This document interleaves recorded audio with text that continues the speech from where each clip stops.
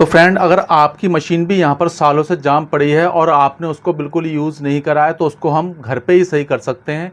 तो घर पे सही कैसे करें, आज की वीडियो में यही बताने वाला हूँ। देखिए, हमारी मशीन काफ़ी दिनों से जाम पड़ी है और देखो यहाँ पर ये काफ़ी अटक रही है और नहीं चल पा रही है।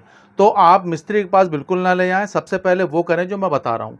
आप सबसे पहले मशीन की साफ़ सफाई करें। साफ़ सफाई का मतलब है कोई भी कपड़ा वपड़ा लेने के बाद में और उसको अच्छी तरीके से पूरी मशीन को साफ़ कर लें। ठीक है, इस तरीके से मशीन को पूरी साफ़ कर लें, कहीं भी मट्टी वगैरह या जाला वगैरह नहीं होना चाहिए। उसके बाद में अगर आपके पास घासलेट है यानी कि मट्टी का तेल है, ठीक है, तो वो अपनी एक कीप में डाल लें और कीप में डालने के बाद अच्छी तरीके से पूरी मशीन को बिल्कुल तर कर लें। ठीक है, अगर घासलेट आपके पास नहीं है तो आप मशीन का तेल भी ले सकते हैं और इसको सारे पुर्जों में डाल लें। कोई भी पुर्जा इसका रहना नहीं चाहिए और किसी जगह भी आप कंजूसी से तेल नहीं डालेंगे, तेल बिल्कुल भरपूर डालेंगे। ज़्यादा से ज़्यादा आपका 5 रुपये का तेल खर्च हो जाएगा, इससे ज़्यादा खर्च नहीं होगा। ठीक है, इस तरीके से लेने के बाद में और एक एक चीज़ इसकी बिल्कुल सही कर लेंगे और तर कर लेंगे। बिल्कुल तर करने के बाद में आप हल्के हल्के मशीन इस तरीके से मतलब चलाएंगे और चलाने के बाद में, ठीक है, तो हल्का सा रिस्पॉन्स आएगा कि आपका जो व्हील है वो अच्छी तरीके से घूमने लगेगा। फिर इस मशीन को इस तरीके से यहाँ पर पलट देंगे और पलटने के बाद इस पेज को खोल लेंगे और खोलने के बाद जो भी इसके अंदर के पुर्जे हैं ये वाले, ये भी बिल्कुल तर कर देंगे और अच्छी तरीके से तेल डालेंगे। ठीक है, ये तेल डालने में आपको कोई भी कंजूसी नहीं करना है। ठीक है, और यहाँ पर भी इस जगह भी सारे पुर्जे आपके बिल्कुल भीग जाना चाहिए, कोई भी पुर्जा आपका बचे ना, बस इस चीज़ का ध्यान रखें। अगर एक भी पुर्जा आपका रह गया तो समझ लो यहाँ पर आपकी मशीन जाम ही रहेगी और बिल्कुल फ्री नहीं हो पाएगी। तो इसी तरीके से यहाँ पर तेल डाल लें। तेल डालने के बाद इस तरीके से मशीन को थोड़ा घुमा लें और एक दिन के लिए मशीन को बिल्कुल फ्री छोड़ दें, इसको बिल्कुल भी ना चलाएं, जिससे इसके अंदर कोई डस्ट वगैरह धूल वगैरह जो होगी तो वो बिल्कुल फूल जाएगी। उसके बाद आप क्या करेंगे, एक दिन के बाद फिर इस मशीन को उठाना है और दोबारा से इस मशीन की मतलब आपको साफ़ सफाई करना है। पहले मैं यहाँ तेल डालूँ क्योंकि मेरे यहाँ मशीन में तेल रह गया डालने को। ठीक है, इस तरीके से यहाँ पर हम पहले तेल डाल लेंगे। तेल डालने के बाद आप एक दिन मशीन को छोड़ देंगे। इस तरीके से जो भी इसका मैल वगैरह होगा वो बिल्कुल फूल जाएगा।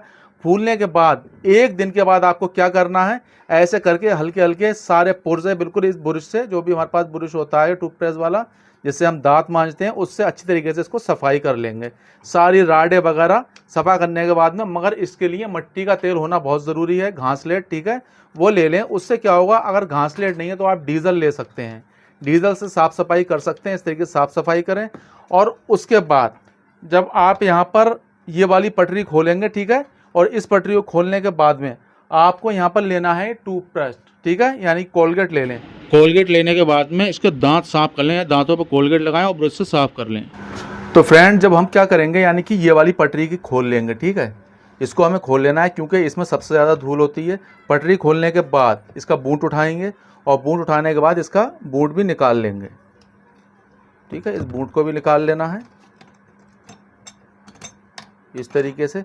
अब यहाँ पर देखो ये कितनी गंदगी भरी हुई है बुरी तरीके से। ठीक है, तो इसको बहुत अच्छी तरीके से ब्रश से साफ़ करना है। पहले इसको इस तरीके से बिल्कुल साफ़ करेंगे और साफ़ करने के बाद खूब अच्छी तरीके से साफ़ करना है, यहाँ पर सुई डाल के। और इसके बीच में कचरा नहीं है, अगर इसके बीच में कचरा हो तो सुई डाल के सारा कचरा निकाल लें और फिर उसके बाद इसको अच्छी तरीके से साफ़ कर लें। आपको तेल नहीं डालना है, ठीक है, तेल बाद को ही डालना है पहले सफाई करने के बाद। और जब इसकी खूब अच्छी तरीके से सफाई हो जाए फिर एक बार सफाई करें, जो भी इसमें धूल वगैरह होगी वो भी फिर से इसमें निकल जाएगी। तो फिर से हम इसको साफ़ करेंगे और साफ़ करने के बाद इसके हम यहाँ पर फिर तेल डालेंगे। ठीक है, ऑयल आपको बाद को ही डालना है इस तरीके से। ऑयल डालने के बाद फिर आप इसको क्या करेंगे, अब इसको आपको साफ़ नहीं करना है क्योंकि ऑयल इसमें डाला रहने देना है।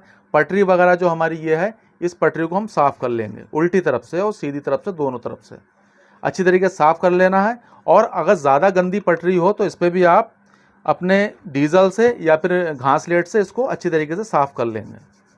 ठीक है, इसको इस तरीके से साफ़ कर लेना है। जो भी इस पर जंक वगैरह होएगी या कोई भी गंदगी वगैरह होगी ना तो वो सब छूट जाएगी। हमने यहाँ सफाई कर ली है। सफाई करने के बाद में इस तरीके से यहाँ पर हमें अपनी पटरी को वापस कस देना है। पटरी को भी कस देंगे और बूट को भी इसको कस लेंगे। ठीक है, और यहाँ पर इसके बूट को भी हमें कस लेना है। बूट में है एक चीज़ और देखें, बूट में देखो यहाँ पर कोई गंदगी वगैरह है, अगर इसमें धारे हैं, जैसे यहाँ पर देख सकते हैं इसमें धारे हैं, तो इसमें मैं दूसरा बूट फिट करूँगा, यानी कि बूट हमारा बिल्कुल ख़राब है। इससे क्या होता है कि हमारी मशीन कपड़े को पीछे नहीं फेंकती है और उसी जगह चलती रहती है। तो इस तरह का अगर आपका बूट हो, ऐसे कि लाइनिंग वगैरह दिख रही हैं, तो आप अपने बूट को तुरंत चेंज कर दें। तो यहाँ पर मैं इस बूट को फ़िलहाल अभी लगा दे रहा हूँ, मैं बूट दूसरा लगा दूँगा नया ला के। तो इस तरह का बूट आप बिल्कुल भी ना लगाएं, बूट को अपने चेंज कर लें, पटरी को भी यहाँ पर कस लें। जब तक यहाँ पर हम पटरी को कस रहे हैं तो आप वीडियो को लाइक करके शेयर भी कर दें। तो फ्रेंड यहाँ पर हमने साफ़ सफाई कर ली है। साफ़ सफाई करने के बाद में हमें यहाँ पर देखो तेल यहाँ पर अच्छी तरीके से डालना है। अगर आप तेल नहीं डाल पाएंगे ना तो यहाँ पर कोई भी मशीन आपकी बिल्कुल भी जाम रहेगी और फ्री नहीं हो पाएगी। तो फ्रेंड यहाँ पर देखो मशीन बिल्कुल जाम थी और यहाँ पर मशीन हमारी बिल्कुल फ्री हो गई, ठीक है। तो इसी तरीके से आप अपनी मशीन को फ्री कर सकते हैं। और जब आप बात को चलाएंगे ना, अगर आपने मशीन सही बंद करी है, बिल्कुल सही करिए, तो आपको चेंज क्या करना पड़ेगा, इसकी सुई चेंज करेंगे क्योंकि जंग आ जाती है, आपको सुई ज़रूर चेंज करना है, इस चीज़ का ध्यान रखें। तो दोस्तों आपको ये वीडियो कैसी लगी प्लीज़ कमेंट्स करके बताएं। इसी तरह की वीडियो को देखने के लिए हमारे चैनल को सब्सक्राइब कर लें। चलिए दोस्तों मिलते हैं नेक्स्ट वीडियो में।